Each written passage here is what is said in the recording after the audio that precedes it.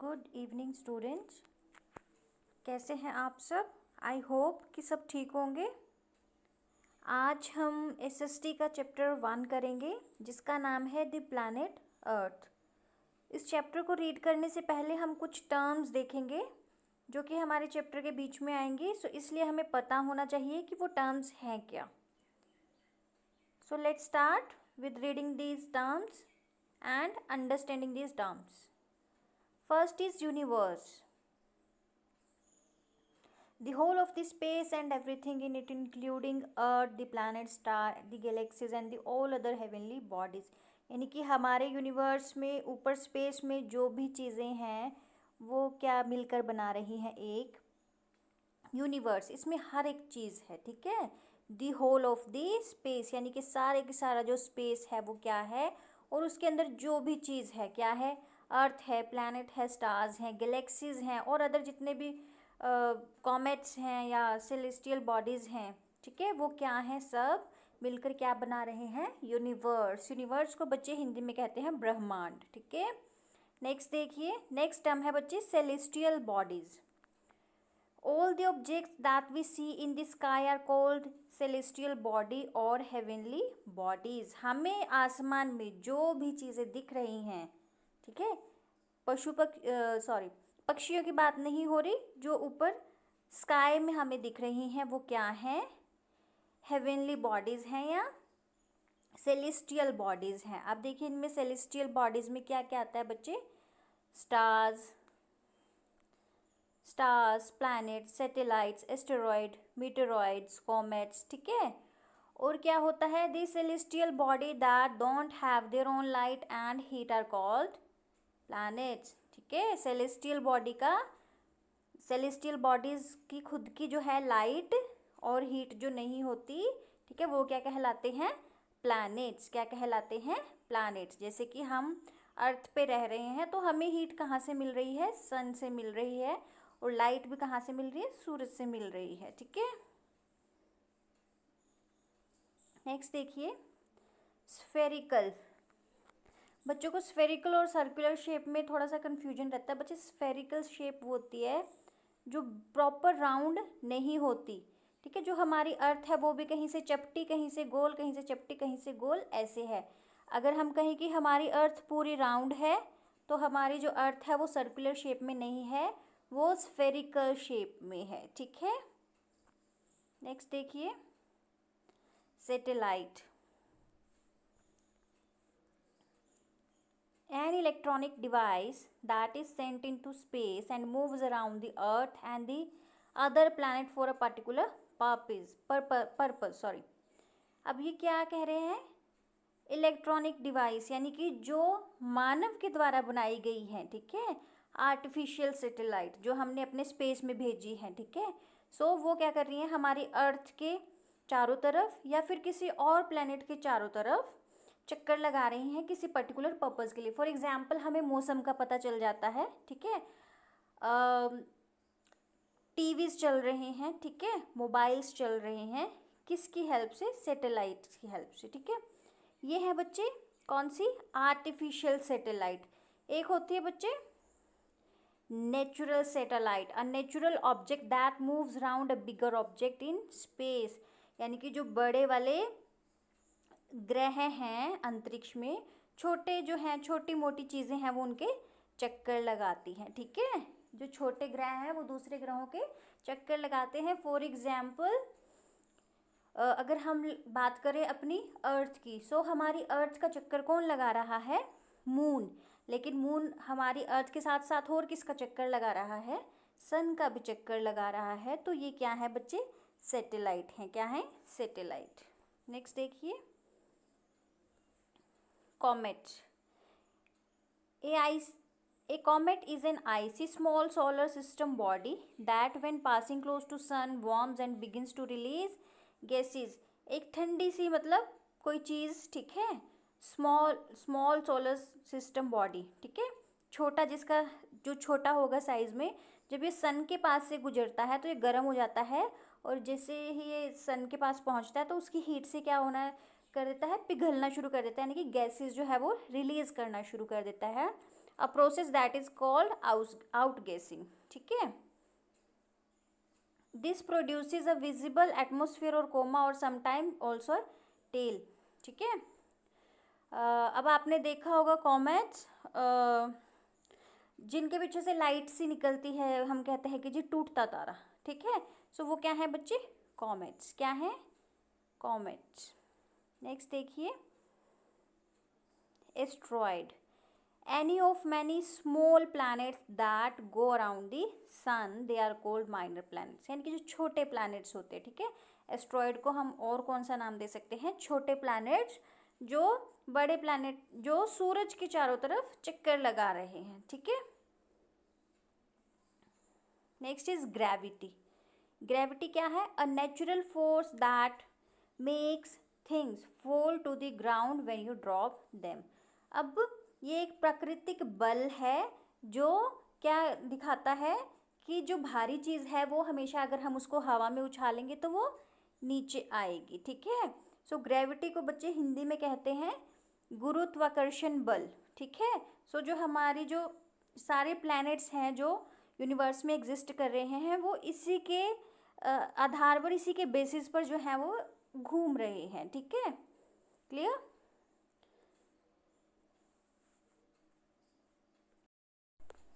चलिए अब chapter start करते हैं।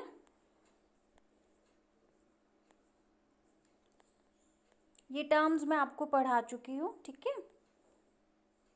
फर्स्ट है बच्चे आपका यूनिवर्स के बारे में, ठीक है। The vast space containing all the celestial body is called universe। अभी बताया ना, जितनी भी celestial body यानी कि जो हमारे स्पेस में जो भी चीज़ें हैं, ठीक है, ब्रह्मांड में, वो सब मिलकर क्या कहलाती हैं, यूनिवर्स, ठीक है। क्या कहलाती हैं, universe. The universe is the body containing the stars, planets, dust और गैसेज। अब हमारे जो यूनिवर्स है यानी कि जो हमारा ब्रह्मांड है उसमें क्या क्या है, तारे हैं, ग्रह है, धूल मिट्टी और गैसेस, बहुत सारी गैसेस हैं। The universe is so huge that it is difficult to imagine its size. जो हमारा यूनिवर्स, जो हमारा ब्रह्मांड है वो साइज़ में बहुत बड़ा है, इसलिए हम उसके साइज़ को जो है वो इमेजिन नहीं कर सकते। नेक्स्ट देखिए, celestial bodies. When we look up at the sky, we see the sun during the day and uncountable stars and moon at night. All the objects in the sky are called heavenly bodies or celestial bodies. मैंने आपको terms में भी बताया था जब हमने terms पढ़ी हैं। सो जितनी भी हमारे यूनिवर्स में चीज़ें हैं, ठीक है, वो क्या है बच्चे, या तो उनको सेलेस्टियल बॉडीज़ कहते हैं, हेवनली बॉडीज़ कहते हैं, ठीक है। अब उन सेलेस्टियल बॉडीज़ में देखिए क्या क्या आएगा, सन, स्टार्स, प्लैनेट्स, मून, ये सब किस में आएंगे बच्चे, हेवनली बॉडीज में। There are many other heavenly bodies which we can not see with the naked eyes because they are very far from us, ठीक है। अब कुछ ऐसी चीज़ें हैं, ग्रह लगा लो, तारे लगा लो, जो कि हमसे बहुत दूर हैं, जिनको हम यहाँ से नहीं देख सकते। जैसे कि हमें चंद्रमा दिखाई देता है, सूरज दिखाई देता है, ठीक है, बट वो जो हैं चीज़ें हमें यहाँ से सेलेस्टियल बॉडीज़ जो हैं वो दिखाई नहीं देती। Clear.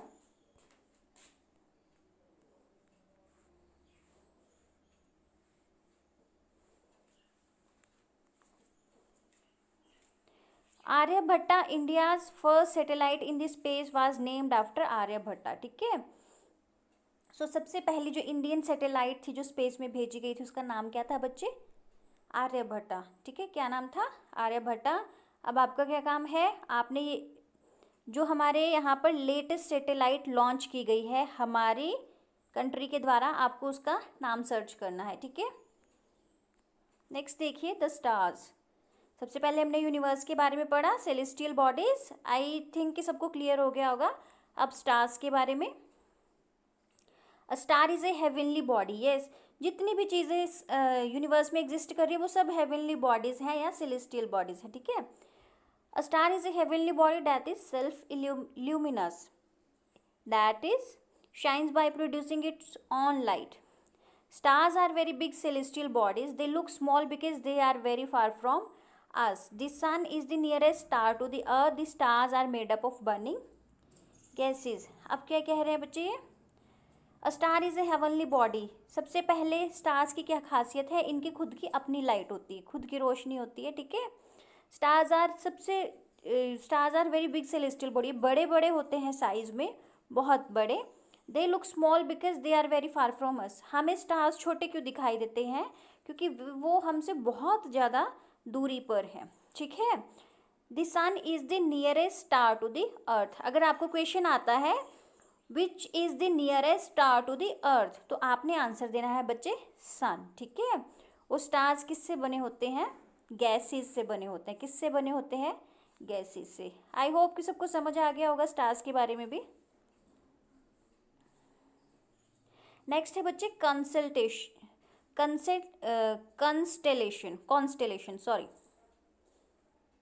constellation. If you watch the night sky closely, you can see cluster of stars. These groups of stars are called constellations. A constellations may have just 10 star or sometime more than a million star, ठीक है। अब जब आप रात को देखते हो आसमान की तरफ तो आपको बहुत सारे तारे, क्लस्टर यानी कि ग्रुप, ठीक है। तो ये इस ग्रुप को हम क्या कहते हैं, ग्रुप ऑफ स्टार्स को कॉन्स्टेलेशंस क्या कहते हैं, कॉन्स्टेलेशंस। अब यहाँ बात हुई ग्रुप ऑफ स्टार्स की। एक कॉन्स्टेलेशन में कितने स्टार हो सकते हैं, एक कॉन्स्टेलेशन में 10 से लेकर लाखों अरबों तक स्टार्स हो सकते हैं एक ग्रुप में, ठीक है बच्चे। आगे देखिए, there are 88 constellations known so far. You can identify some of these with naked eyes like Ursa Major, Orion, Scorpius, Canis Major, Taurus, ठीक है। अब जो 88 कॉन्स्टेलेशंस हैं जिनके बारे में हमें पता है, जिनको हम पहचानते हैं और हम उन्हें अपनी नंगी आंख के साथ दे सकते हैं, ठीक है। उनके नाम क्या है बच्चे, Ursa Major, Orion, Scorpius, Canis Major and Taurus. Clear.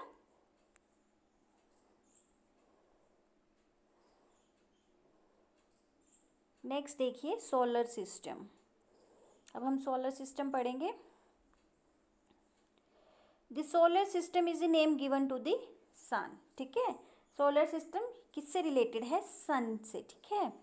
All the planets that revolve around it, their satellite, meteors, comets and asteroid. जो हमने स्टार्टिंग में टर्म्स पढ़ी सब भी वही टर्म्स हैं, ठीक है बच्चे। जो ये सब चीज़ें हैं, एस्ट्रॉयड, कॉमेट्स, मीटियर्स, सैटेलाइट्स, ये सब सन के अराउंड रिवॉल्व कर रहे हैं। The sun, the planet and their satellites all have their own gravity of different strength. Gravity के बारे में पढ़ा हमने, ठीक है। एक प्राकृतिक बल होता है जिससे जो है ये सब ग्रह हैं जो एक मतलब वहाँ पर टिके हुए हैं, ठीक है, और ये घूम रहे हैं एक दूसरे के चारों ओर, ठीक है, सॉरी सन के चारों ओर।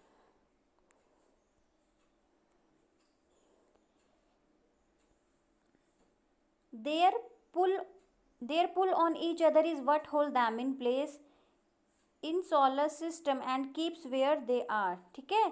सो सब किसकी वजह से है, अगर इनमें एक गैप मेंटेन है, ठीक है, कि ये एक दूरी पर हैं एक दूसरे से, किसकी वजह से हैं, ग्रेविटेशन की वजह से हैं। किसकी वजह से हैं, ग्रेविटेशन की वजह से हैं, ठीक है। और अपनी जगह पर अगर ये अटके हुए हैं। The solar system can be defined as the sun together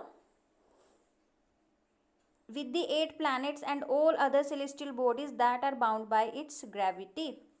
अब सोलर सिस्टम को हम कैसे डिफाइन कर सकते हैं, the sun together with 8 planets. हमारे जो यूनिवर्स है उसमें कितने प्लैनेट्स हैं, 8 प्लैनेट्स हैं। कितने प्लैनेट्स हैं, 8 प्लैनेट्स हैं। और जो छोटी मोटी चीज़ें हैं जैसे एस्ट्रॉयड है, कॉमेट्स है, ठीक है, या मिटियोर्स हैं, सो वो सब क्या है, celestial body that are bound by its gravity, जो कि अपने अपने ग्रेविटेशनल फोर्स के अकॉर्डिंग जो है अपनी जगह पर एग्जिस्ट कर रहे हैं। सो ये सब चीज़ें मिलकर हम क्या कह सकते हैं कि ये हमारे सोलर सिस्टम में एग्जिस्ट करते हैं सब चीज़ें।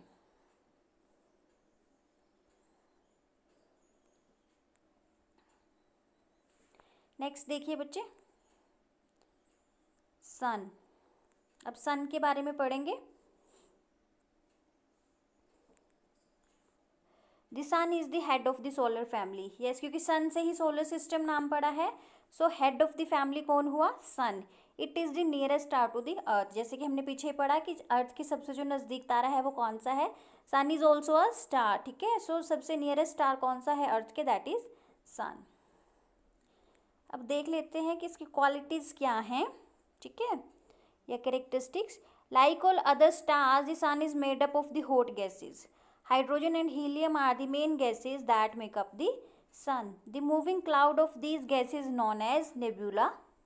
The sun has a surface temperature of almost 6000 degree Celsius, ठीक है। अब क्या है, बाकी तारों की तरह, जैसे बाकी तारे भी हमने 10 स्टार्स में पढ़ा था जब हमने स्टार्स के बारे में पढ़ा कि गैसेस से बने हुए हैं, ऐसे ही सन भी एक स्टार है, इसलिए सन भी जो है वो गर्म गैसों का गोला है। इसमें मेन गैस कौन सी है बच्चे, हाइड्रोजन एंड हीलियम, ठीक है, जिससे कि सन बना हुआ है। अब जब ये गैसें इकट्ठी होती है, बादल बन जाते हैं जैसे, तो the moving cloud of these gases, which gases, hydrogen and helium, ठीक है, जब इनके क्लाउड जैसे बन जाते हैं, ठीक है, मूव करते हैं, तो इनको क्या कहते हैं बच्चे, नेब्यूला। क्या कहते हैं, नेब्यूला। और सन का जो सरफेस का टेम्परेचर है, ठीक है, वो कितना है, 6000 डिग्री सेल्सियस। कितना है, बहुत ज़्यादा गर्म है, 6000 degree Celsius. Clear.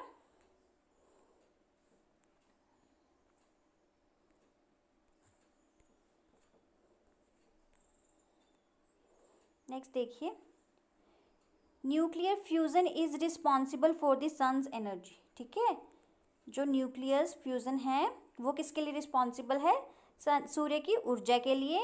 Nuclear fusion is a process in which 2 nuclei combine to form a heavy nucleus. इसमें 2 हल्के हल्के जो न्यूक्लियाई होते हैं, ठीक है, वो जुड़ जाते हैं और वो क्या बनाते हैं, एक हैवी न्यूक्लियस। जैसे कि हमारे पास क्या आ गया है, सन आ गया है, ठीक है।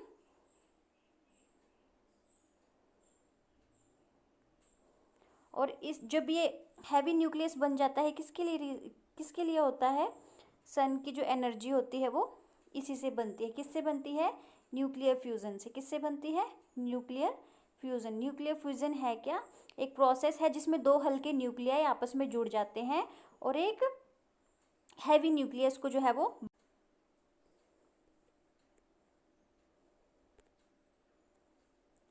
नेक्स्ट देखिए बच्चे, the distance of the sun from the earth is 150 million kilometre. जो सन जो है वो अर्थ से कितनी दूरी पर है, 150 मिलियन किलोमीटर दूर है, बहुत ज़्यादा दूर है।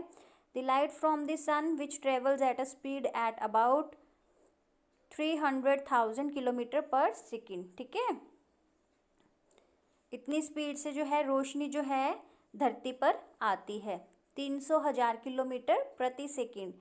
और कितना टाइम लेती है बच्चे, takes about 8 minutes to reach us on the earth, ठीक है। जो सूर्य की रोशनी होती है वो कितना टाइम लेती है, सूर्य का प्रकाश जो होता है वो कितना टाइम लेता है अर्थ तक पहुंचने में, 8 मिनट्स। कितना लेता है, 8 मिनट्स। क्लियर।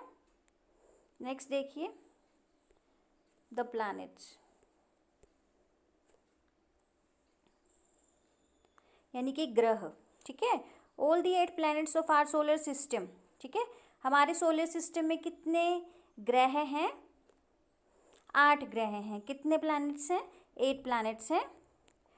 सबसे पहले है Mercury, second Venus, third Earth, fourth Mars, fifth Jupiter, sixth Saturn, seventh Uranus, eighth Neptune, ठीक है। सो आप इसको कैसे याद रख सकते हो बच्चे, देखिए एम, ठीक है, एम वेम जे सन, ऐसे याद कर सकते हैं आप इसको।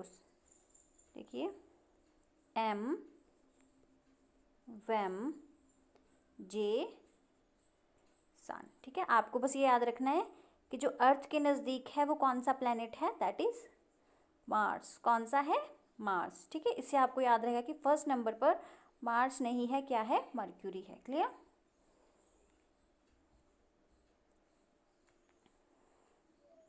Neptune revolve around the sun in a fixed path known as orbits.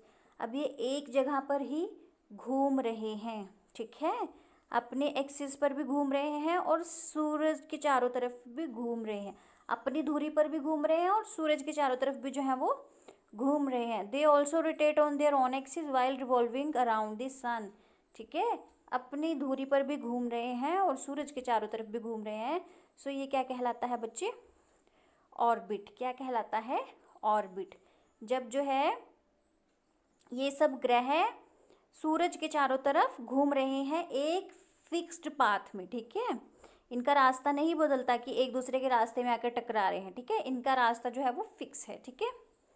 All the planets are spherical in shape and very in size and composition. Yes, जो जितने भी प्लैनेट्स हैं वो कौन से शेप में है बच्चे? स्फेरिकल शेप में है, ठीक है। और ये जो है साइज में और कॉम्पोजिशन में, यानी कि किस किस गैस से बने हुए हैं या साइज में जो है एक दूसरे से वेरी करते हैं, यानी कि अलग अलग हैं, ठीक है। Planets don't have their own light. जो ग्रह होते हैं उनकी खुद की लाइट नहीं होती, रोशनी नहीं होती। They reflect the light that they receive from the sun. अब जितने भी ये ग्रह हैं, 8 प्लैनेट हैं, वो अपनी रोशनी लाइट किससे ले रहे हैं बच्चे? सन से। हम अर्थ भी देख सकते हैं, अर्थ पर लाइट कहाँ से आ रही है? सन से आ रही है, ठीक है। It is important to know that Pluto has been removed from the list of our planets and recategorized as dwarf planet, ठीक है।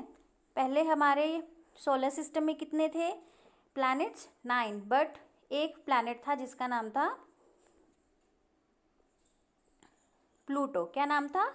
प्लूटो, जो कि हमारे सोलर सिस्टम से बच्चे हटा दिया गया। क्यों? क्योंकि ये बहुत छोटा ग्रह था, इसलिए। क्लियर? आई थिंक ये यहाँ तक सबको समझ आ गया होगा। Thank you.